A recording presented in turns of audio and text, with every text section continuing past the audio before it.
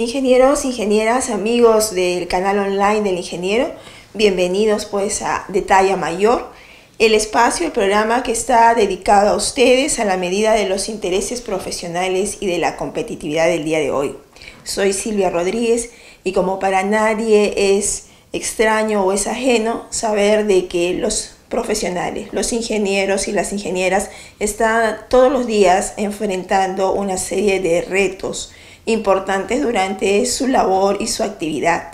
Por eso hoy día vamos a tratar un tema muy importante que es el manejo de conflictos, cómo solucionarlos, con qué herramientas cuenta la investigación y el conocimiento para poder afrontar estas situaciones. Para ello me da gusto recibir en estudios al Magíster Camilo León. Buenas tardes, Magíster. Él es de la Universidad Católica. Él viene por encargo de la Diplomatura en Gestión Estratégica de Relaciones Comunitarias. Es doctor en Antropología por la Escuela de Altos Estudios en Ciencias Sociales de Francia. Además, máster en Sociología Rural por Pennsylvania State University. Ha sido asesor de Relaciones Comunitarias del Ministerio de Energía y de Minas y actualmente es docente de Ética, Responsabilidad Social y del Diploma Gestión Estratégica de las Relaciones Comunitarias en las Industrias Extractivas y Energéticas de la PUC. Bienvenido, Magíster, como le decíamos, y ya que nuestro público está interesado en conocer cómo se manejan estos conflictos, qué situaciones o qué oportunidades de éxito se pueden desprender de ellos, por favor cuéntenos y díganos cómo hacerlo. Bien, gracias por la oportunidad de conversar con ustedes.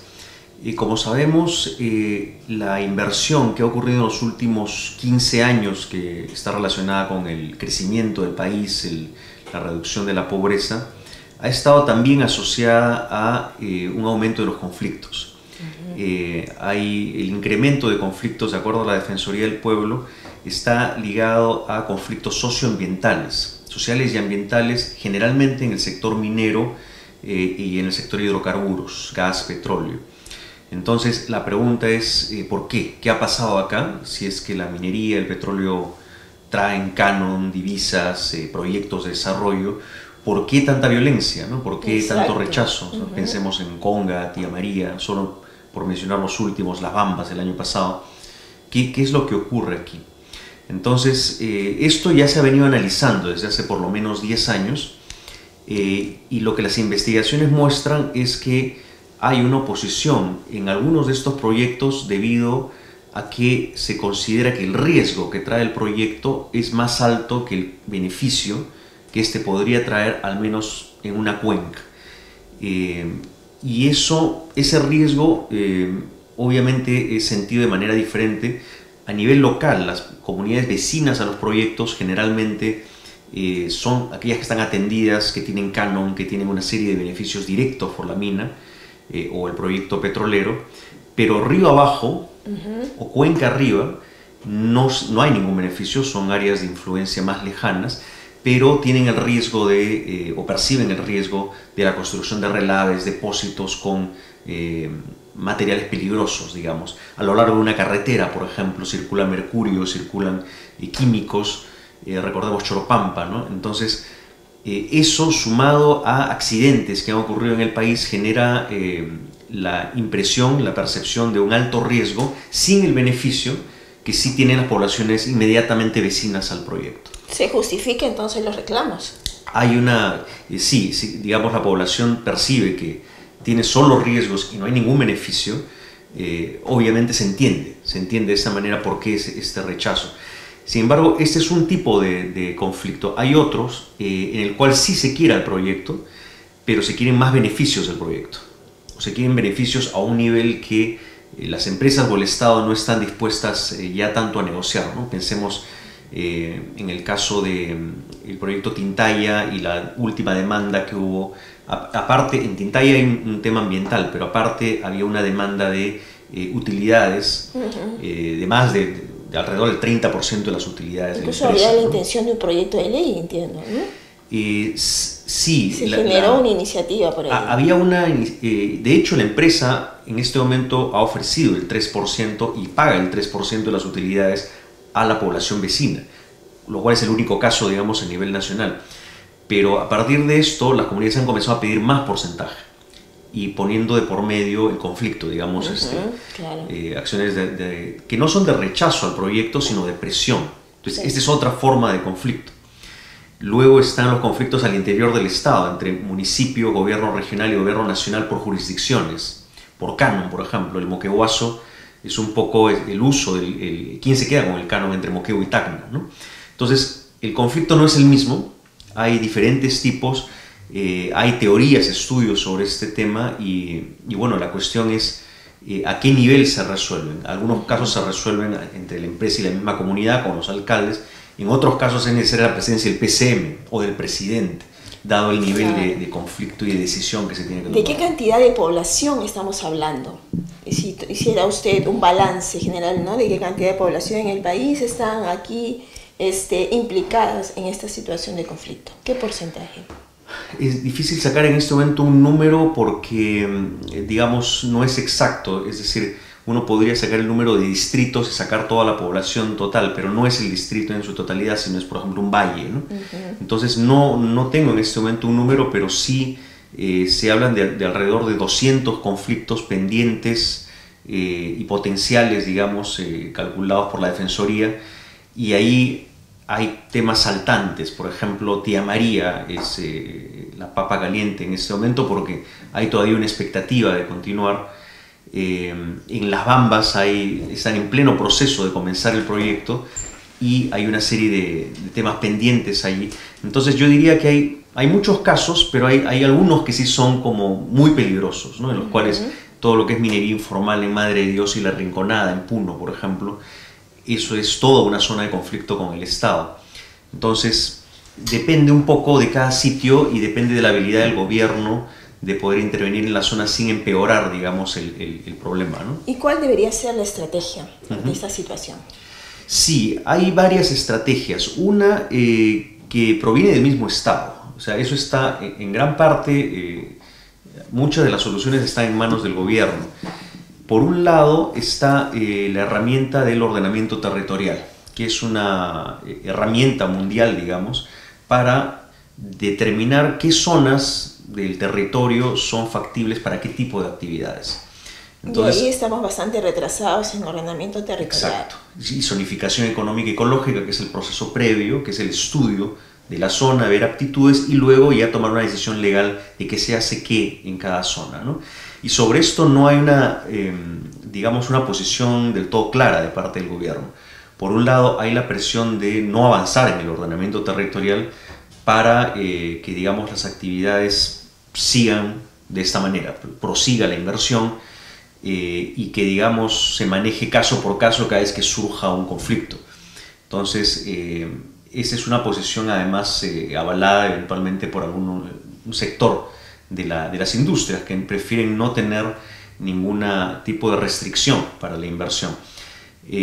Por otro lado, si es que el territorio se ordenara y hubiesen amplias zonas en las cuales se puede invertir en minería, industria, temas forestales, etc., esto, y digamos zonas de reserva, tanto de reserva ambiental como social, donde hay poblaciones indígenas en situación de fragilidad, valles, por ejemplo, agrícolas o poblaciones urbanas, y en esos lugares sí acordar dedicarlos a actividades urbanas, agrícolas, etc., y no dejar, digamos, que se concesionen estos territorios para las actividades extractivas. Esto disminuiría muchísimo el conflicto y el nivel de tensión que tiene la población cuando ve que la plaza de armas está concesionada, que el valle está concesionado, y eso genera una tensión muy fuerte en la gente. Evidentemente. Entonces, la idea, eso está en manos del gobierno, hacerlo y tomar decisiones al respecto, ¿no?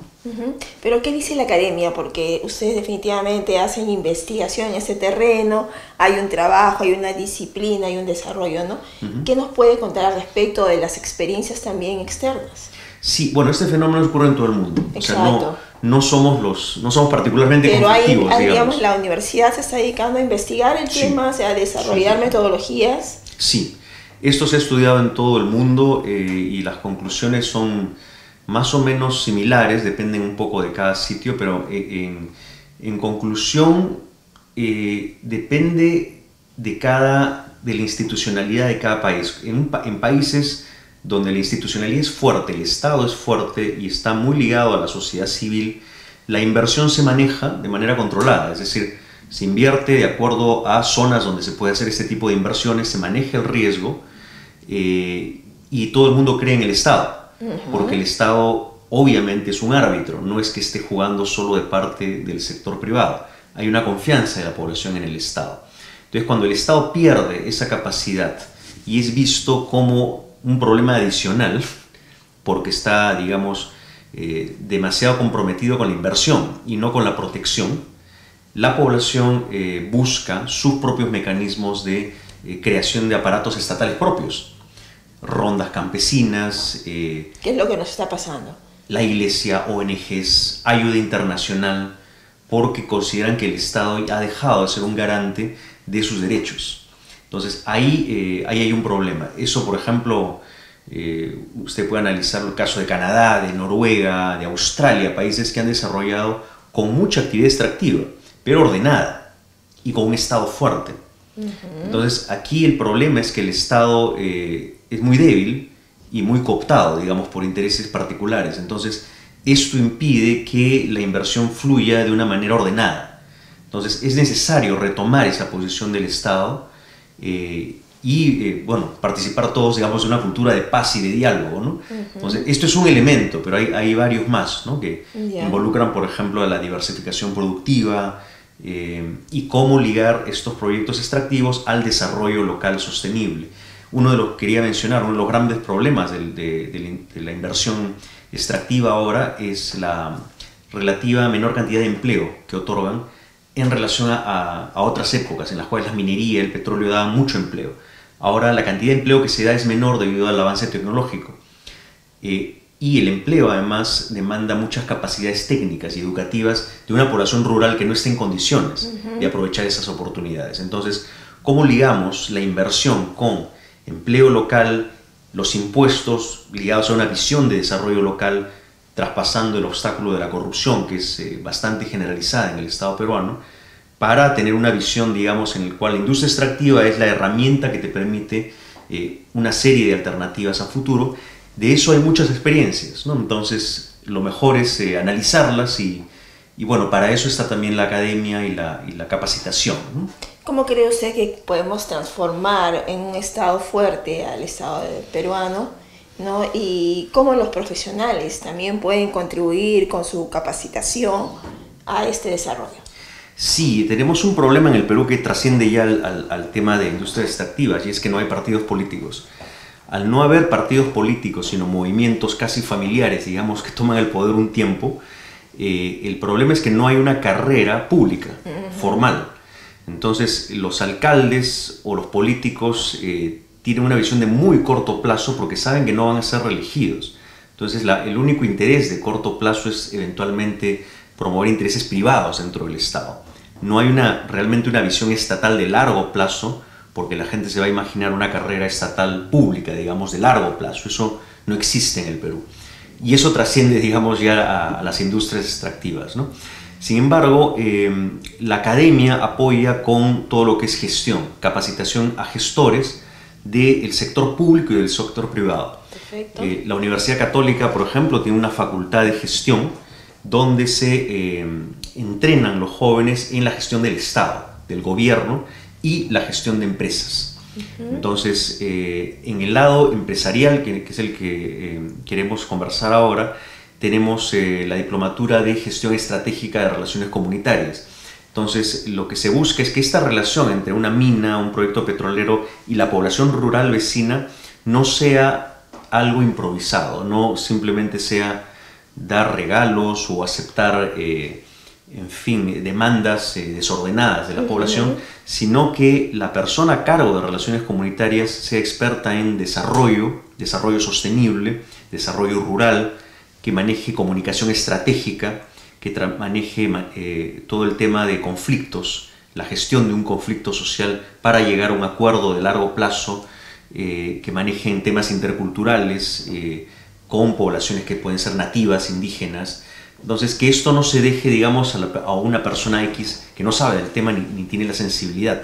Entonces, esto, la academia, digamos, tiene una propuesta, ¿no? En la cual se enseñan estos cursos con teoría y casos prácticos del Perú y de muchas partes del mundo, para poder coger lo mejor, digamos, de la experiencia y poder evitar los errores que se han cometido desde el sector, desde la inversión, digamos, privada, en su manejo comunitario, y que eventualmente esto ha impedido la inversión en muchos casos, ¿no? Hay que evitar el conflicto, actuar antes de que este surja. Prevenirlo. Y una vez que surge, ¿cuáles son las principales tácticas? Por ejemplo, ¿no? Cuando surge un conflicto, uno tiene muchas menos capacidades, digamos, de manejo que en la previsión, ¿no? Cuando la relación es positiva, tienes todo el tiempo para prevenirlo. Ya cuando el conflicto surge, este viene eventualmente en una crisis. Y la crisis tiene su propio tiempo, la crisis se cuenta por minutos, ¿no? Entonces uno debe preparar, por ejemplo, un plan de contingencia, un plan de comunicaciones, de alineamiento de un equipo de emergencia que puede incluir a diversas gerencias. Por ejemplo, si hay una derrame, ¿quiénes deben intervenir en el equipo de contingencias? Debe intervenir obviamente el área de medio ambiente, salud y seguridad, relaciones comunitarias, comunicaciones, para poder informar a la población qué es lo que está pasando, al gobierno, pero minuto a minuto, ¿no? Entonces tener preparados, por ejemplo, documentos listos para su aprobación. Si la empresa es transnacional, muchas veces necesita aprobación desde su casa matriz para poder dar mensajes. Entonces, si uno ya tiene preparados premensajes, este proceso se acelera. Por ejemplo, ¿no? En el caso ya de un conflicto social, de un bloqueo, etc., es muy importante el manejo de derechos humanos, de cómo controlar al área de seguridad industrial de la empresa, que tiene una relación con la policía, en algunos países hasta el ejército, en el control, digamos, de protestas. Cómo nosotros vamos a manejar el hecho que no hay un abuso contra la población en su derecho de protestar. Entonces, cómo esa protesta, digamos, puede devenir en algo peor si es que la reacción se percibe como abusiva. Entonces, ¿cómo controlar eso? ¿Cómo recibir el mensaje a pesar de la protesta y que pueden estar diciéndote cosas muy feas? ¿Cómo manejar eso para sentarse nuevamente, aclarar qué falló, qué pasó, qué expectativas hay, quién puede resolver esto, para generar una relación de largo plazo, ¿no? Firmar un acuerdo, un convenio, ver temas de desarrollo, medirlos, ¿no? Porque la gente, una vez que comience a percibir beneficios, digamos, va a detenerse un poco. A detener y manejar la relación. De hecho, tenemos varios. Y es un trabajo multidisciplinario. Así es. Por tanto, la diplomatura también va para todo tipo de profesional. Exacto. Tenemos el ingeniero Mucho, por ejemplo, dicta todo lo que se refiere a reportes de sostenibilidad. Hay expertos en comunicación estratégica, como por ejemplo la profesora Elvira, quien es a la vez gerente de comunicaciones de Ocinerming, entonces, y tiene amplia experiencia en el sector privado. El profesor Baltasar Carabedo, que es bastante conocido, psicólogo. Sí, de responsabilidad social. Entonces sí, venimos de diferentes áreas, pero complementamos todos los temas que acabo de mencionar, ¿no? Conflictos, desarrollo, comunicaciones, para que el relacionista comunitario aplique todas esas herramientas en el día a día, ¿no? Es una carrera muy demandada actualmente, es una especialidad muy demandada. Sí, debido a la inversión privada que ha habido muy fuerte, tenemos alumnos que provienen del sector minero básicamente, petrolero, de gas, mucho de electricidad, por ejemplo, todo lo que es construcción de hidroeléctricas y que demanda, por ejemplo, servidumbres de paso, reubicación de poblaciones por el ojo de agua, ¿no? Que se requiere el espejo de agua cuando se tiene que inundar, digamos, áreas. Y de otros sectores, pesca, industrias forestales, ¿no? Todos ellos tienen temas con el vecino, con la población vecina. Entonces hemos tenido alumnos que enriquecen la clase con sus propias experiencias, ¿no?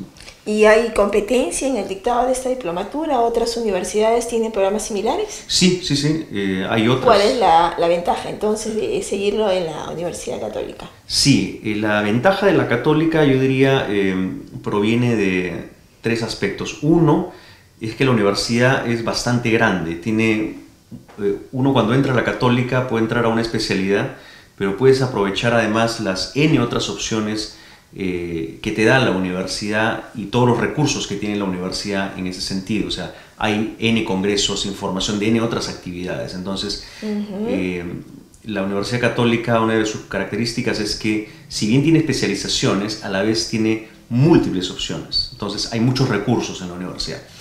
Otra característica es que nosotros partimos del interés en hacer que los alumnos tengan un conocimiento realmente profundo del problema. Hay muchas opciones, digamos, académicas que pueden ser muy buenas, pero cada uno de nosotros enseña en alguna especialidad de la universidad a un nivel académico, digamos, ¿no? Tenemos especializaciones, digamos, de nivel doctoral. Entonces, lo que podemos dar a una clase tiene un sustento, digamos, académico bastante fuerte en las competencias de cada uno de los profesores, ¿no? Muchos de los cuales estamos en doctorados y actividades de tipo académico. Y finalmente, muchos de nosotros venimos también de amplia experiencia en el sector privado y en el Estado. Entonces, contacto con la realidad. Contacto con la realidad, porque puedes vivir en el mundo académico, claro, no has aterrizado. Ajá. Entonces, yo he sido gerente de Relaciones Comunitarias de Cerro Verde y gerente en una empresa consultora de temas sociales para industrias extractivas a nivel latinoamericano. Y he trabajado en el Ministerio de Energía y Minas. Entonces, conozco un poco la dinámica de la relación con un alcalde, con una población nativa, ¿no? Y no solo en el Perú, sino en Latinoamérica. Entonces, ese diálogo entre teoría y práctica creo que es una característica de la plana docente, digamos, y que enriquece mucho al alumno, ¿no?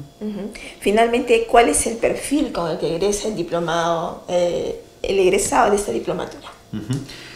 El egresado tiene herramientas de trabajo para manejar conflictos, para comunicar adecuadamente al interior de la empresa políticas de relaciones comunitarias y hacia el exterior.